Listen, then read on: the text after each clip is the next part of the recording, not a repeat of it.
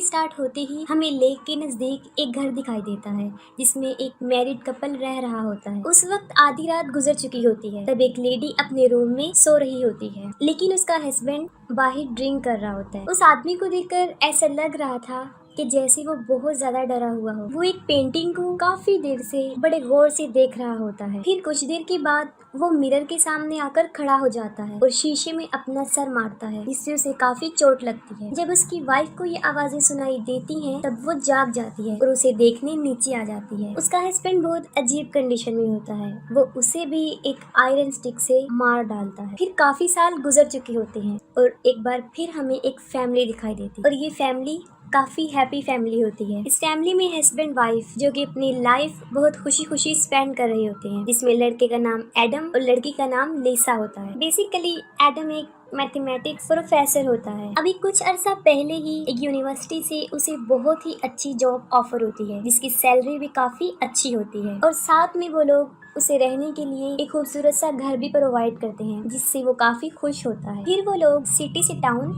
उस घर में आकर शिफ्ट हो जाते हैं। दूसरी तरफ मेलिसा प्रेग्नेंट होती है, जिसकी वजह से वो दोनों बहुत खुश होते हैं। इस बात को लेकर उन दोनों के दरमियान काफी डिस्कशन होती रहती थी कि वो बेबी बॉय होगा या फिर गर्ल। अगर बेबी बॉय हुआ तो उसका नाम एडम जूनियर रखा जाएगा और अगर बेबी गर्ल तो उसका नाम लिजा जूनियर। वो लोग अपनी लाइफ में बहुत खुश होते हैं और मजीद इस घर की वजह से। उनका घर बहुत ही खूबसूरत और काफी बड़ा होता है और वो लोग अपने बेबी के लिए उसका रूम भी चूज कर लेते हैं। और उसी दिन लिसा की बहन विकी ने उनके लिए एक गिफ्ट भेजा होता है और उसमें एक माइस्टीरियस बॉक्स होता है। एडम उस बॉक्स को ओपन करने की काफी कोशिश करता है, लेकिन वो उसे नहीं खुलता, जिससे वो उन्हें लगता है कि शायद विकी ने उनके साथ कोई मजाक किया हो, मगर फिर भी वो उस बॉक्स को रख लेते हैं। और अगले दिन एडम अपने काम पर चला जाता है, लेकिन जाने से पहले वो लिसा को कुछ इंस्ट्रक्शन देता है कि वो अपना ख्याल रखेगी और वो वेट भी नहीं उठाएगी, खास तौर पर बेबी क्रिब, क्योंकि अभी तक उन्होंने बेबी के रूम की सेटिंग नहीं की थी। और वो ये भी कहता है कि हम दोनों मिलकर उसे सेट कर लेंगे। लेकिन जब एडम चला जाता है तब लिसा खुद को बहुत ज्यादा बिजी कर लेती है। वो बेबी रूम की काफी सेटिंग कर लेती है, इवन के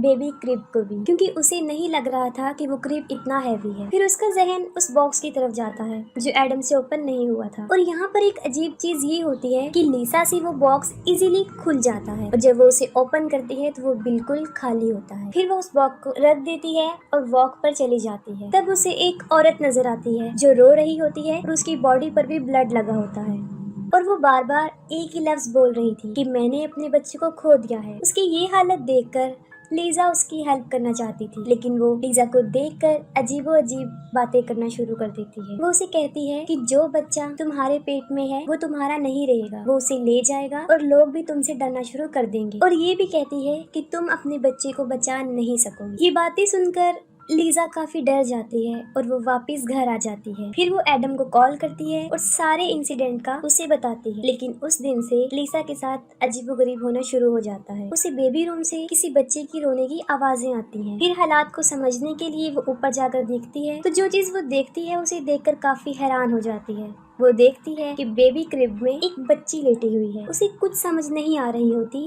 कि ये क्या हो रहा है, क्योंकि ये कोई ख्वाब नहीं होता बल्कि हकीकत होती है। और फिर जैसे ही वो उस बच्ची को गोद में उठाती है तब उसका चेहरा अचानक से बदल जाता है और इसके बाद लीजा अपने होश खो बैठती है। और शाम को जब एडम घर वापस आता है तो वो देखता है कि लीजा काफी जख्मी हुई है और उसका काफी खून भी निकल चुका होता है। वो फौरन उसे हॉस्पिटल लेकर जाता है। फिर लीजा तो बच जाती है, लेकिन उसका मिसकैरेज हो जाता है। और इससे भी ज्यादा अफसोसनाक बात ये होती है जब डॉक्टर उसे बैड न्यूज सुनाती है कि लिसा अब कभी भी मां नहीं बन सकेगी और शायद उसका मिसकैरेज कोई हैवी चीज उठाने से हुआ है, जिससे एडम को ये लगता है कि शायद ये बेबी क्रिब की वजह से हुआ। और उसने लिसा को मना किया था, लेकिन उसने उसकी नहीं मानी। ये बात सुनकर लिसा की बहन विकी भी उनके घर आती है और वो ये डिसाइड करती है कि वो कुछ दिन लिसा के साथ ही रहे ताकि लिसा जल्दी से अपनी नॉर्मल हालत में वापिस आ जाए। इस वाकये के बाद एडम कई मर्तबा लिसा से ये पूछने की कोशिश करता है कि ऐसा क्यों हुआ और उस दिन ऐसा क्या हुआ था? क्या उसने वाकई कोई हैवी चीज उठाई थी? जिसके जवाब में लिसा उसे सच बता देती है। वो जंगल वाला इंसिडेंट, वो स्ट्रेंज वुमेन, फिर बेबी के रूम से बच्चे के रोने की आवाजें और वहाँ पर उस छोटी बच्ची का मिलना। और जैसे ही उस बच्ची को गोद में उठाया उसे कुछ भी याद नहीं रहा, क्योंकि तब वो अपने होश खो बैठी थी। यहाँ पर एक बात तो क्लियर हो जाती है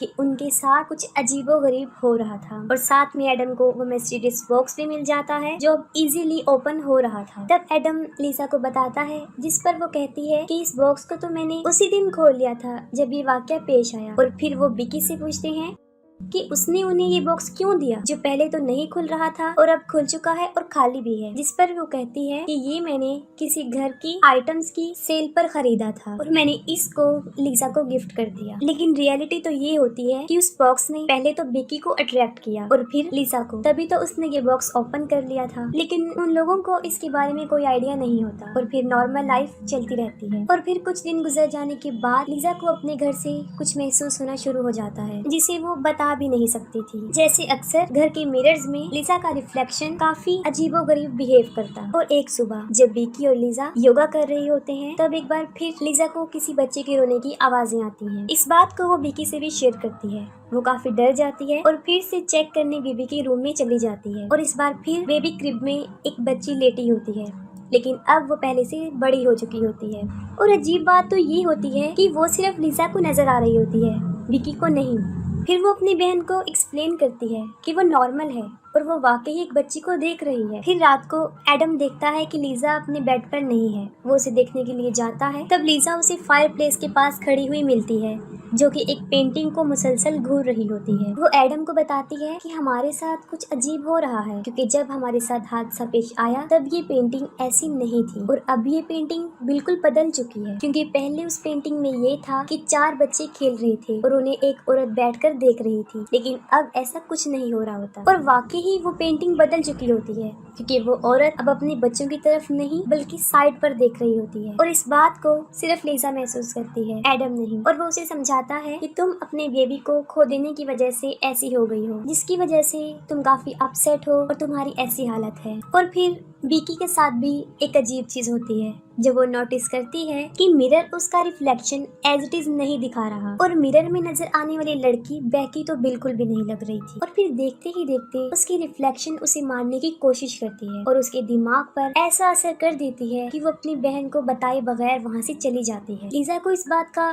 बुरा तो लगता है, लेकिन ये उसके लिए कोई नई चीज नहीं थी, बल्कि ऐसे इंसिडेंट तो उसके साथ हो रहे थे। और साथ में उसे हमेशा एक छोटी बच्ची भी दिखाई देने लगी जो उसे मामा कहती थी। लिसा इन सब से तंग आ चुकी होती है। वो एडम को कहती है कि हमारे इस घर में कुछ अजीब है, जैसे कि और वो इवल पावर्स हैं। और फिर वो कहती है कि आपकी यूनिवर्सिटी में एक प्रोफेसर डॉक्टर क्लार्क हैं जो कि एक अबनॉर्मल रिसर्चर हैं। शायद वो हमारी मदद कर सकते हैं। क्योंकि लिसा काफी डरी होती है और एडम उसकी बात मानकर डॉक्टर क्लार्क से मिल लेता है, क्योंकि एडम तो इन बातों पर बिलीव नहीं रखता था। और वो डॉक्टर क्लार्क को कहता है कि वो लिसा का शक दूर करे। और जब डॉक्टर क्लार्क उनके घर में आते हैं तो उन्हें काफी अजीब चीजें महसूस होती हैं। असल में डॉक्टर क्लार्क बचपन से ही ब्लाइंड होते हैं, लेकिन उनके पास एक एबिलिटी भी थी। वो बचपन से ही पैरानॉर्मल चीजों को महसूस कर सकते हैं। और वो लिसा को कहता है कि जो भी तुम लोगों के साथ हो रहा है उसकी वजह ये घर नहीं है बल्कि कुछ और ही है। और फिर उसे उस मिस्टीरियस बॉक्स के बारे में पता चलता है और फिर वो ये बात समझ जाते हैं कि एक अननोन इविल पावर थी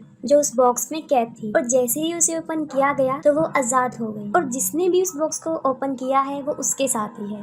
तो वो चीज उनके साथ ही है, वो जहाँ जहाँ जाएंगी वो चीज उनके साथ होगी। ये बातें सुनकर एडम काफी गुस्से में आ जाता है और वो डॉक्टर क्लार्क को बाहर निकाल देता है और कहता है कि मैंने आपको ये कहा था कि आप लिसा का शक दूर करें, लेकिन आपने तो उसे मजीद डरा दिया। जिस पर डॉक्टर क्लार्क उसे समझाने की कोशिश करता है कि तुम लोगों को शायद पता नहीं है कि तुम कितनी बड़ी मुसीबत में हो, लेकिन वो उसकी कोई बात नहीं सुनता।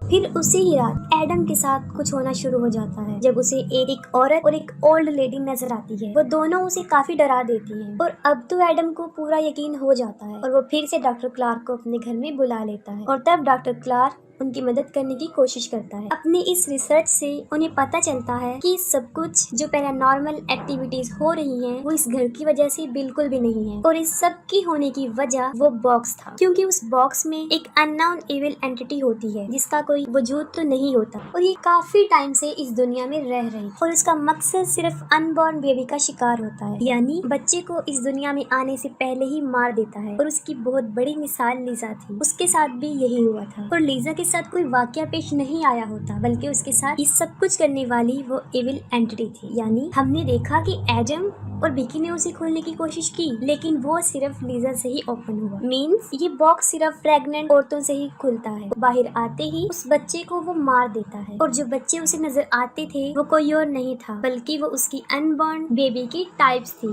कि अगर वो इस दुनिया में आ जाती तो वो ऐसी हो, और वो बच्ची स्टेप बाय स्टेप बड़ी होकर ऐसी होती। जैसे लीजा को पहले छोटी सी बच्ची नजर आई थी, फिर उससे बड़ी, और फिर वो लेडी और ओल्ड लेडी, और वो बच्चे की ओल्ड वर्जन थी। और ये इविल एंटिटी ज्यादातर मिरर्स और पेंटिंग्स में होती थी, क्योंकि उसका कोई वजूद तो था नहीं कि वो दुनिया में रहती, और ये पावर लोगों के दिमाग को अपने कंट्रोल में करके उन्हें अजीबोगरीब चीजें दिखाती थी, और ऐसा उन तीनों के साथ कई दफा हो चुका था। और इस एंटिटी को मारा तो नहीं जा सकता, सिर्फ कैद किया जा सकता है, और इसे कैद करने के लिए सेक्रीफाइस करना पड़ता है। इसका मतलब ये था कि अगर उस औरत को मारा जाए तो वो एंटिटी कैद हो जाए, और यही वजह थी जब पहली फैमिली में आदमी ने अपनी बीवी को मार दिया, और उनके ही घर के सामान में लीजा को वो बॉक्स विकी ने दिया था, वहाँ से मिला था। और जंगल में नजर आने वाली औरत उस मरी हुई औरत की सोल थी, जो उस एंटिटी के साथ उस बॉक्स में कैद। लेकिन एडम लीजा को मारना नहीं चाहता था। एडम बहुत कोशिश करता है कि वो लीजा को इस मुसीबत से बचा ले, लेकिन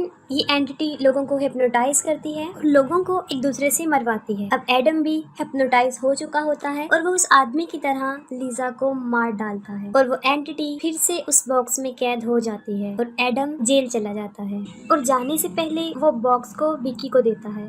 और अब ये सब कुछ विकी के साथ होने वाला था, क्योंकि वो भी प्रेग्नेंट। और इसी के साथ मूवी भी एंड हो जाती है।